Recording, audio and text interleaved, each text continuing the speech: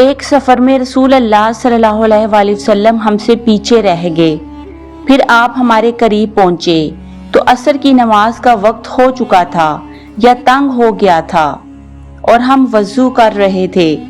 ہم اپنے پیروں پر پانی کا ہاتھ پھیرنے لگے تو آپ نے بلند آواز سے فرمایا کہ آگ کے عذاب سے ان ایڑیوں کو جو خشک رہ جائیں خرابی ہے۔ یہ 2 مرتبہ فرمایا یا 3 مرتبہ۔ صحیح بخاری حدیث نمبر 96۔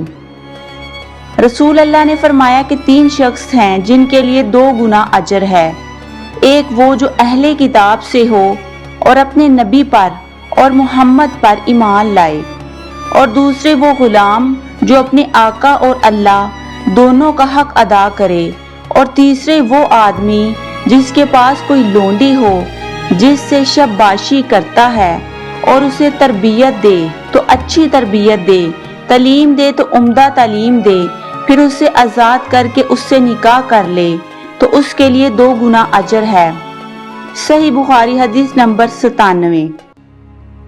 میں رسول اللہ پر گواہی دیتا ہوں، یا عطا نے کہا میں ابن عباس پر گواہی دیتا ہوں کہ نبی ایک مرتبہ عید کے موقع پر مردوں کی صفوں میں سے نکلے اور آپ کے ساتھ بلال رضی اللہ عنہ تھے۔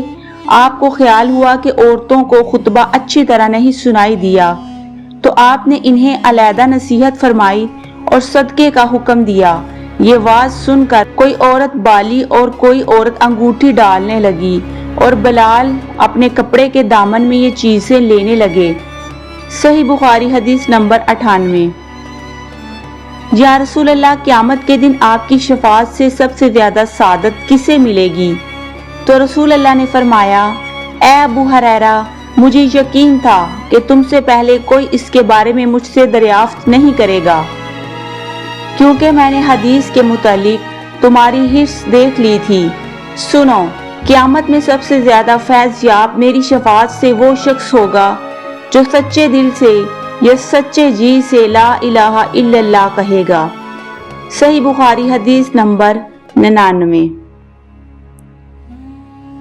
آپ فرماتے تھے کہ اللہ علم کو اس طرح نہیں اٹھا لے گا کہ اس کو بندوں سے چھین لے، بلکہ وہ پختہ کار علماء کو موت دے کر علم کو اٹھائے گا، حتیٰ کہ جب کوئی عالم باقی نہیں رہے گا تو لوگ جاہلوں کو سردار بنا لیں گے، ان سے سوالات کیے جائیں گے اور وہ بغیر علم کے جواب دیں گے، اس لیے خود بھی گمراہ ہوں گے اور لوگوں کو بھی گمراہ کریں گے۔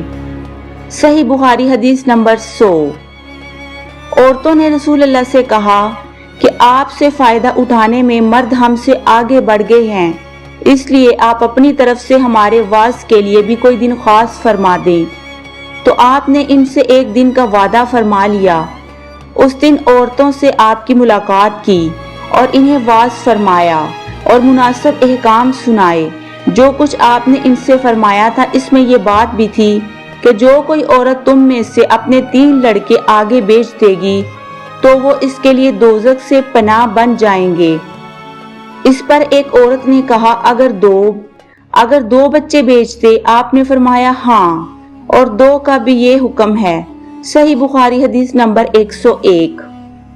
انہوں نے فرمایا کہ ایسے 3 بچے جو ابھی بلوغت کو نہ پہنچے ہوں۔ صحیح بخاری حدیث نمبر 102۔ رسول اللہ کی بیوی حضرت عائشہ رضی اللہ عنہا جب کوئی ایسی باتیں سنتی جس کو سمجھ نہ پاتی تو دوبارہ اس کو معلوم کرتی تاکہ سمجھ لیں۔ چنانچہ ایک مرتبہ نبی کریم نے فرمایا کہ جس سے حساب لیا گیا اسے عذاب کیا جائے گا۔ حضرت عائشہ رضی اللہ عنہا فرماتی ہیں کہ یہ سن کر میں نے کہا، کیا اللہ نے یہ نہیں فرمایا کہ ان قریب اس سے آسان حساب لیا جائے گا؟ رسول اللہ نے فرمایا کہ یہ صرف اللہ کے دربار میں پیشی کا ذکر ہے، لیکن جس کے حساب میں جانچ پڑتال کی گئی سمجھو وہ غارت ہو گیا۔ صحیح بخاری حدیث نمبر 103۔ انہوں نے عمرو بن سید سے جب وہ مکہ میں فوجیں بیچ رہے تھے کہا، اے امیر، مجھے آپ اجازت دیں تو میں وہ حدیث آپ سے بیان کر دوں جو رسول اللہ نے فتح مکہ کے دوسرے دن ارشاد فرمائی تھی۔ اس حدیث کو میرے دونوں کانوں نے سنا اور میرے دل نے اسے یاد رکھا اور جب رسول اللہ نے یہ حدیث فرما رہے تھے تو میری آنکھیں آپ کو دیکھ رہی تھی۔ آپ نے پہلے اللہ کی حمد و ثنا بیان کی، پھر فرمایا کہ مکہ کو اللہ نے حرام کیا ہے، آدمیوں نے حرام نہیں کیا۔ تو سن لو کہ کسی شخص کے لیے جو اللہ پر اور یوم آخرت پر ایمان رکھتا ہو، یہ جائز نہیں ہے کہ مکہ میں خون ریزی کرے یا اس کا کوئی پیڑ کاٹے۔ پھر اگر کوئی اللہ کے رسول کے لڑنے کی وجہ سے اس کا جواز نکالے تو اس سے کہہ دو اللہ نے اپنے رسول کے لیے اجازت دی تھی، تمہارے لیے نہیں دی، اور مجھے بھی دن کے کچھ لمحوں کے لیے اجازت ملی تھی۔ آج اس کی حرمت لوٹ آئی جیسی کل تھی، اور حاضر غائب کو یہ بات پہنچا دے۔ صحیح بخاری حدیث نمبر 104۔